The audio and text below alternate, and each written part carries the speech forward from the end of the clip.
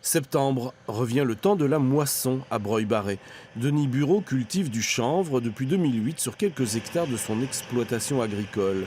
Une plante dont on utilise à peu près toutes les parties, de la tige aux graines, et avantage pour le producteur comme pour l'environnement, elle ne demande aucun soin de type phytosanitaire.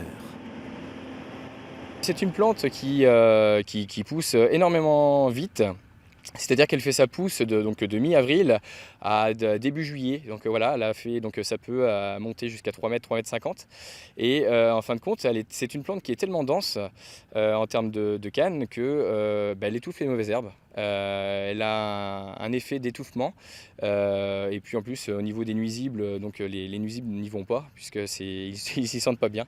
La machine effectue un premier tri en séparant le chènevis, les graines, qui seront pressées pour obtenir de l'huile par exemple. Le chènevote, la tige, finira de sécher sur le sol avant de rejoindre une usine dans laquelle elle sera transformée en paillage pour les cultures ou en isolant pour les maisons basse consommation. D'ailleurs, les artisans ne tarissent pas d'éloges sur les bienfaits de son utilisation. C'est vraiment très agréable. On dirait un matelas, on pourrait presque dormir dedans. Ça dégage quasiment pas de poussière, ça n'irrite pas du tout. Et voilà, ça se pose tout seul, quoi. Et puis là, en plus, toute la journée, voilà, ça pique pas.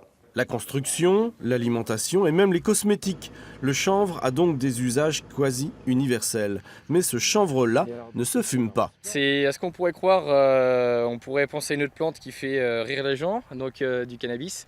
C'est de la même famille, sauf qu'elle n'a pas le taux de THC, le taux de drogue. C'est une plante qui sert essentiellement pour le textile.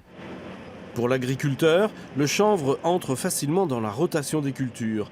Et pour ce qui est du revenu, se situe juste en dessous du cours du blé.